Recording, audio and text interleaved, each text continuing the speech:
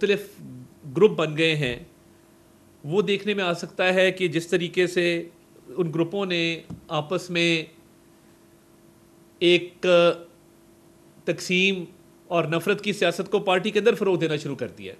तो आज जो अलीमा ख़ान की गुफ्तगू सामने आई रऊफ़ हसन के साथ, इससे एक बात साबित हुई।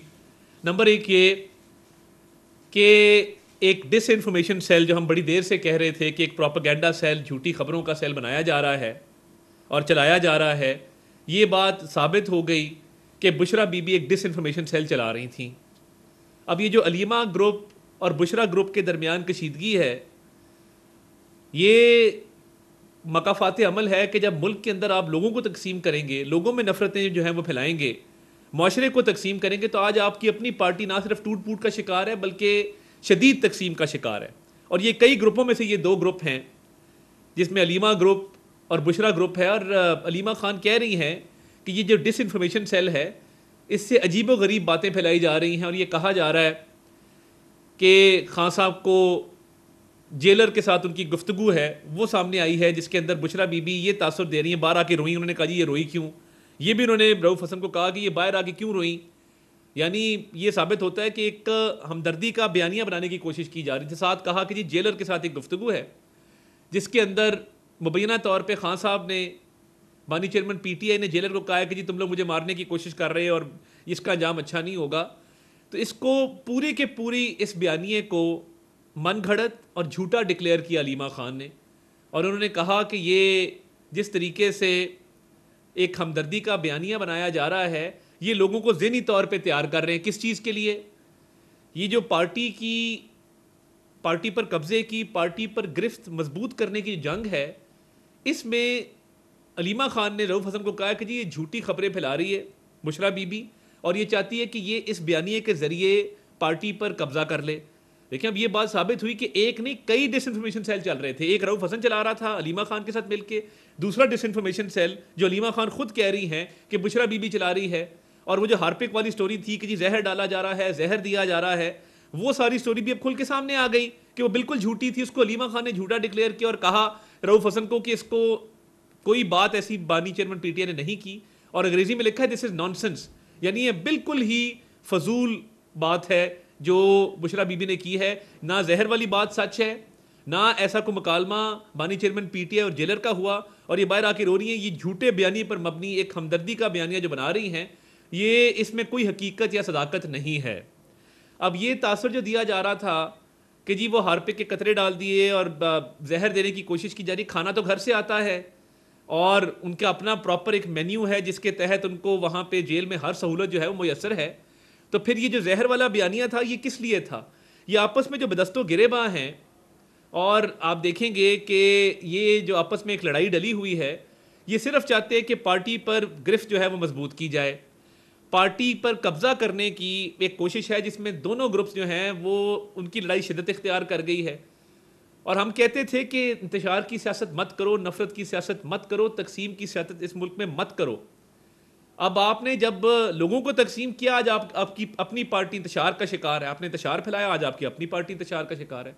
आपने लोगों को तकसीम किया, नफरतें फैलाई, आज आपकी अपनी पार्टी में नफरतें फैल रही और तकसीम जो है वो जारी है। और देखिए कि वो कह रही हैं कि ये शुरू से ही झूठा बयानिया लेकर चल रही है बुशरा बीबी। अब जो अलीमा ग्रुप है वो यहाँ मौजूद है, बुशरा ग्रुप बहुत सारे लोग मुल्क से बाहर बैठे हैं, वो वहाँ से भी जो है डिसइंफॉर्मेशन फैलाते हैं। तो ये जो पार्टी पर कब्जे की जंग है और इसके अंदर जिस तरीके से मुल्क को नुकसान पहुँचाया जा रहा है, भाई मुल्क का इसमें क्या कसूर है कि आप इस पार्टी पर कब्जे की जंग में आप इतनी नफरतें फैलाते हैं कि आप मुल्की इदारों के ख़िलाफ़ जो है वो कैंपेन चलाते हैं, आप IMF की डील को ख़राब करने की कोशिश करते हैं, आप कौमी सलामती के इदारों को बदनाम करने की कोशिश करते हैं, आप वज़ीर-ए-आज़म के ख़िलाफ़, सिपाही सलार के ख़िलाफ़ बातें करते हैं। तो ये डिसइंफॉर्मेशन सेल्स जो हैं ये सिर्फ सियासी मफादात पर जो ये करना चाह रहे थे बयानिया और मुल्की मफाद को नुकसान पहुँचा रहे थे, ये सिर्फ सियासत की खातिर नहीं था, ये पार्टी के अंदर जो तकसीम है और पार्टी के अंदर जो कब्ज़ा करने की कोशिश है ये उसका भी शाखसाना था।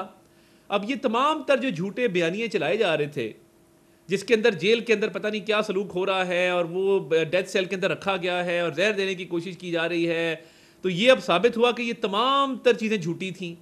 अब ये किसको नहीं पता कि वहाँ पे एक बाकायदा प्रेसिडेंशियल स्वीट बनाया गया है, वॉकिंग गैलरी बनाई गई है, वहाँ पे बाकायदा एक्सरसाइज वाली साइकिल है, सामान मौजूद है, खाना अपनी मर्जी से दिया जाता है, घर से खाना आता है। अब ये जो दोनों खवातीन की जंग है, ये आज से जारी नहीं है, ये शुरू बहुत पहले हो गई थी। और बुशरा बीबी ने अब ये जो लोगों की जहन साजी शुरू की कि वो पार्टी पर मुकम्मल जो है अपना तसल्लुत कायम करें और पार्टी पर मुकम्मल अपनी गिरफ्त मजबूत करें, अब वो अलीमा खान ने उनको एक्सपोज किया है। और अलीमा खान साहिबा की अपना जो बयानिया है, आए रोज़ मुल्की सालमियत के ख़िलाफ़ जो बयानबाजी चल रही है, ये दो डिसइंफॉर्मेशन सेल्स के दरमियान एक जंग जारी है कि मुल्की सालमियत को सबसे ज़्यादा नुकसान कौन पहुंचाता है। उधर से जहर वाली कैंपेन चल रही है, इधर कौमी सलामती इदारों के ख़िलाफ़ कैंपेन चल रही है। और ये साबित होता है कि रऊफ़ हसन के एक बहुत करीबी रवाबत थे अलीमा खान के साथ, वो एक अलग डिसइंफॉर्मेशन सेल चला रहे थे। तो मैं ये समझता हूँ कि मुल्की और कौमी इश्यूज़ पर तवज्जो दें, और ये जो आपस की लड़ाई डल गई है और पीटीआई टूट फूट का शिकार है और कई हिस्सों में आज बट गई है, यही वजह है कि इन्होंने मुल्क पाकिस्तान को नुकसान पहुंचाने की कोशिश की, इंतशार को, नफरत को, तकसीम को फ़रोग दिया। और आज देखें ना हमाद अजहर ने क्यों रिज़ाइन किया। वो पंजाब में भी पार्टी को इन्होंने बिल्कुल आइसोलेट करके इसको बिल्कुल खैबर पख्तूनख्वा के अंदर ले गए।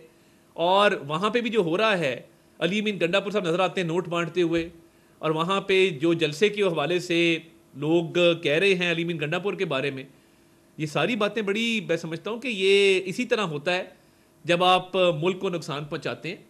और ये जो सियासी दंगल शुरू हो गया है, ये एक नहीं, ये तरीके इंतशार आपको कई हिस्सों में बढ़ती हुई नज़र आएगी।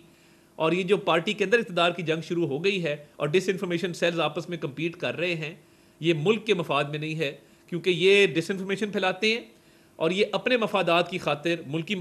और अलीमा खान साहिबा की अपना जो बयानिया है, आए रोज़ मुल्की सालमियत के ख़िलाफ़ जो बयानबाजी चल रही है, ये दो डिसइंफॉर्मेशन सेल्स के दरमियान एक जंग जारी है कि मुल्की सालमियत को सबसे ज़्यादा नुकसान कौन पहुँचाता है। उधर से जहर वाली कैंपेन चल रही है, इधर कौमी सलामती इदारों के ख़िलाफ़ कैंपेन चल रही है।